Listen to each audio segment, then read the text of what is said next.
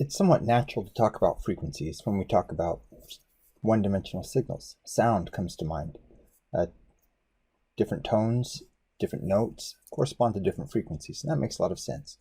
But we can also talk about frequencies in higher dimensions. We're going to talk today about the two-dimensional discrete Fourier transform and the two-dimensional DCT.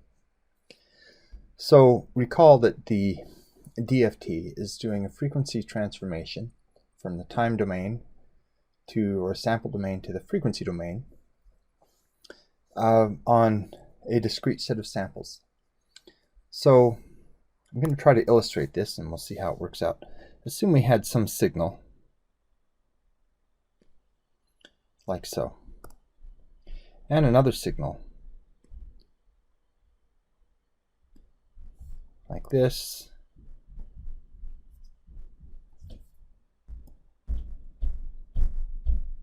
and yet another one, and so on and so forth.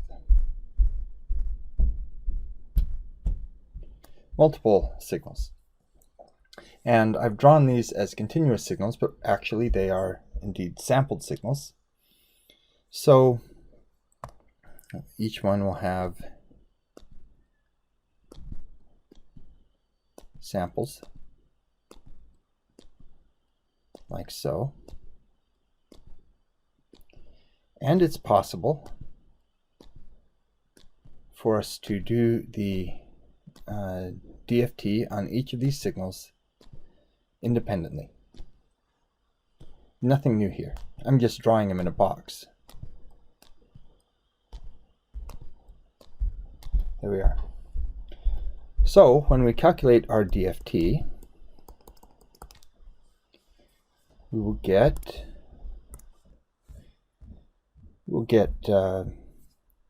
we have 4 signals here. We're going to get 4 more. Now I'm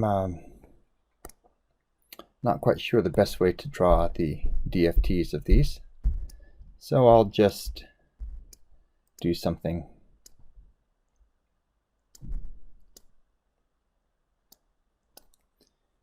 that's not quite right, but there we go. The DFT of one of them, the DFT of another,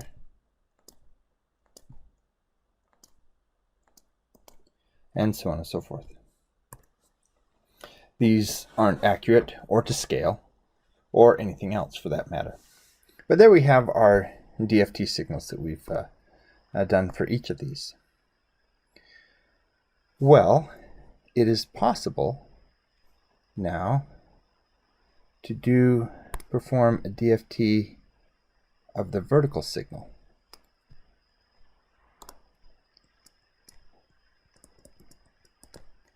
And we're going to do this for each of them.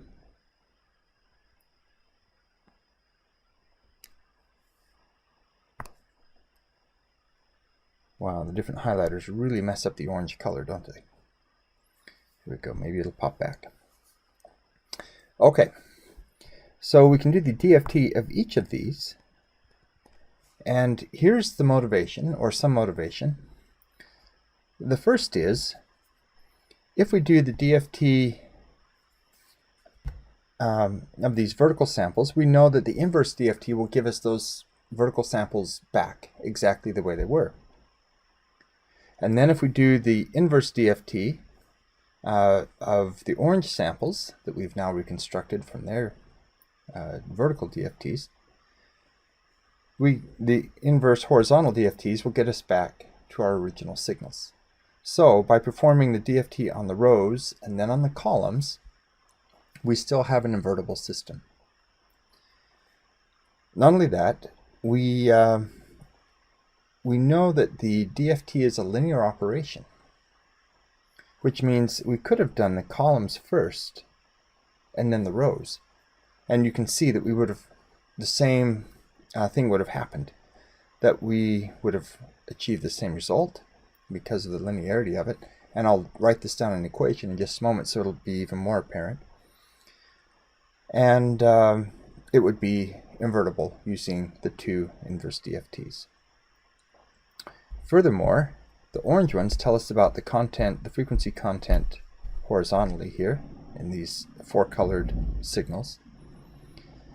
But we can get an idea of the frequency content vertically if we view each of these as a vertical signal as well. In this case, it's shorter, only 4 samples, but we can get an idea of the frequency content in that direction if we do that one first. Okay, so let's write down the definition for the two-dimensional DFT, and we'll see how this all plays out. Okay, so things look a lot like they did before. In particular, if we only had an m dimension of 1, then the outer sum would disappear, and we would be summing over, we'd have m equals 0 up in the exponent, and so that would go away, and we would have e to the negative j 2 pi l n over capital N, which is what we saw before with the one-dimensional DFT. So it's looking like our kind of an extension of our one-dimensional DFT. Now, it might be a little bit more obvious if we write it this way. Xk is equal to m equals 0 to m minus 1 of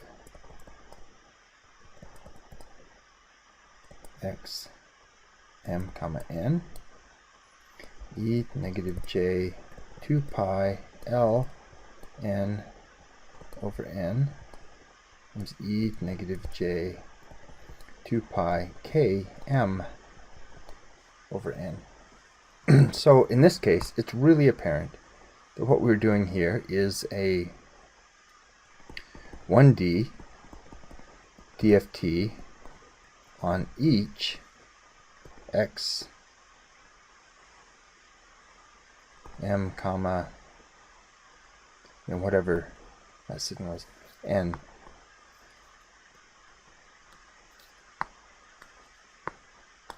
I should say on each row m. Let's do it that way. And then we're taking the DFT again, going over the other index. So that's our two-dimensional DFT. And the first thing you notice is because of the sum in the exponents, we have a separable transform, and it should be clear that we could have swapped the order of the e to the negative of the summations, and the n term and the m term, that should have been an m, without changing the outcome. So that's our 2D DFT, and of course it has an inverse. So there you have it. Really, there's not much to this. Doing a two-dimensional DFT is simply performing the DFT on the rows, followed by the DFT on each of the columns. Or performing it on the columns, all of them, followed by performing it on each of the rows of your transformed values. And that's it. No particular magic about it. And it works. It's an invertible transform, and it tells us something about the spatial frequencies. So the spatial frequencies are a little bit strange. We'll talk about them more when we talk about JPEG, because I have some slides or some examples that help you to visualize that. The 2D DCT is defined in a very similar fashion, where we simply perform the DCT on the rows first, followed by the columns. One thing before I move on, and that is if we are actually excuse me, calculating the DFT on a square patch, then capital M and capital N are the same. And so in some cases, it's easier to define the forward and inverse DFT to put the normalization half on the forward and half on the inverse. And so that ends up looking like this, where put a 1 over n, that becomes an n, and that changes. So this is n minus 1, and this becomes km plus ln all over n. And then the inverse is defined in the same way, with a 1 over n, a double sum on our k's and l's, both to n minus 1.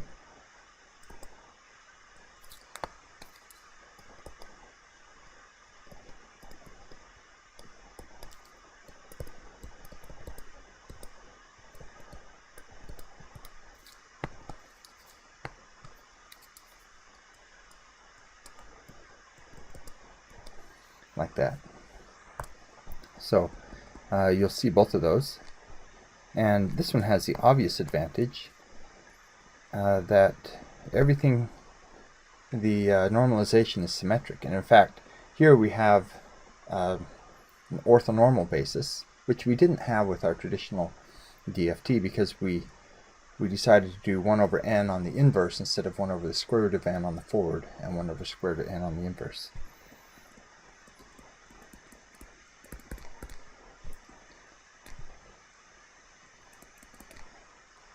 Okay, let's see, next page for our DCT. So you may recall that our 1D DCT was defined as this. So if we're going to do a 2D,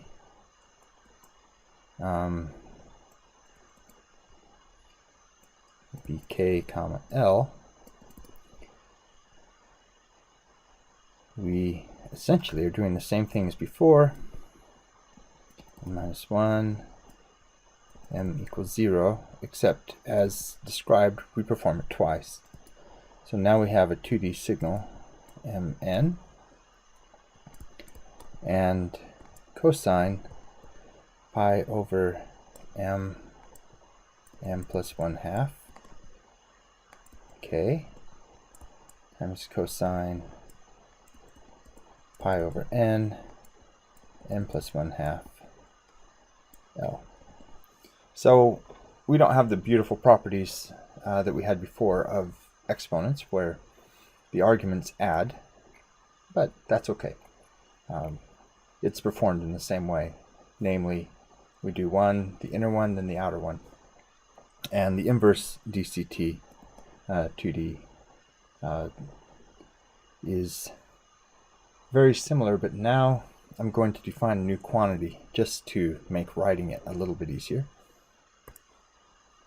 So before, you see we had this, we treated x of 0 separately.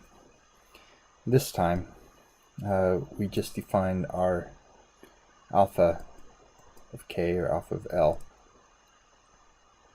to essentially be 1 over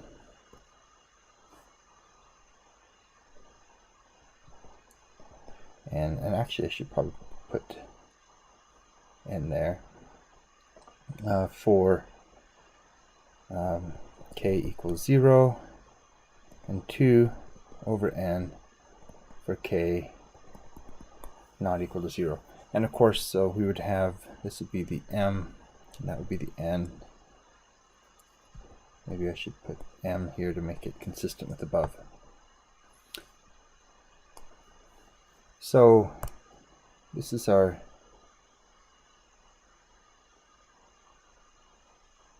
DCT. Note there's another way that we can think about this, and that is that we could, for example, just treat this as a 2D function. Then what we have is the dot product. Let's go with the forward for right now. What we have is the dot product of this 2D function with our 2D x.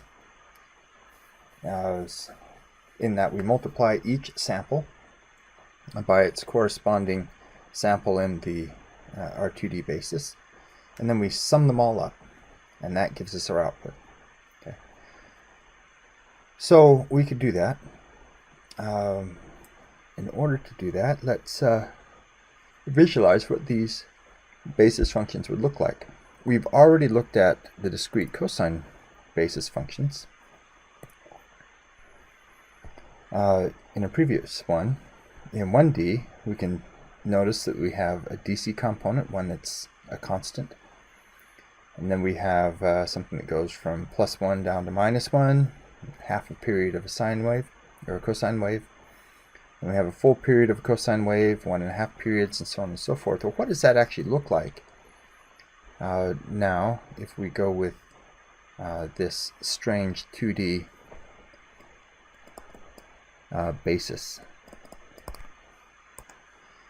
Well, we end up getting something like this. So here's our 2D DCT basis. And this is 8 by 8. So n is equal to 8 is equal to m. Okay. So if we look, let's just look at the top row right here. If we look across there, we have a constant value. It's shown in gray. Next we have constant, or not constant. I'm just going to plot that. The next thing we have is something that starts out high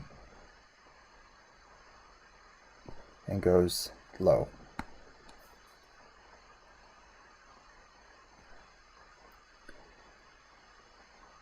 The next one, I'm going to put it up here a little bit, does that, and so on and so forth. So if we, what I'm doing here is I'm plotting light is high, dark is low, and so we go light to dark to light. The next one goes light, dark, light, dark. And then it starts to go crazy. Over on the right we have light, dark, light, dark, light, dark, and so on and so forth, and it jumps back and forth. So we're getting higher and higher frequencies, and we're just scanning a row, and since all the rows are the same along the top, that's fine. And if we look vertically, we start out with something that's all light,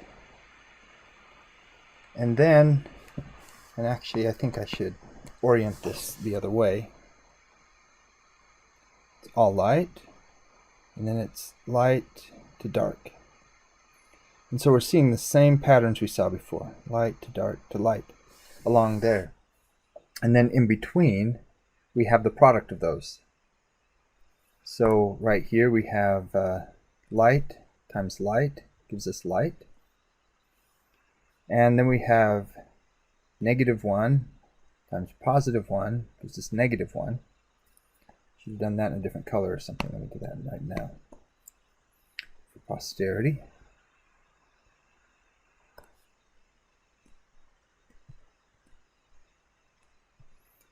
So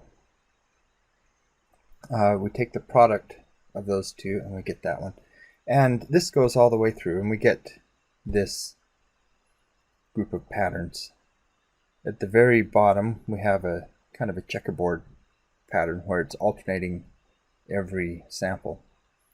In between we have, in fact along the diagonal axis, we continue to have checkerboard patterns that are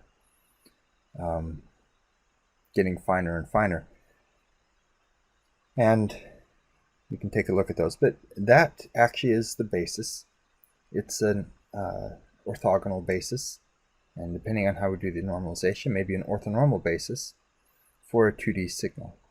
And this is often used for images. And we'll talk about that more when we talk about the JPEG image encoding.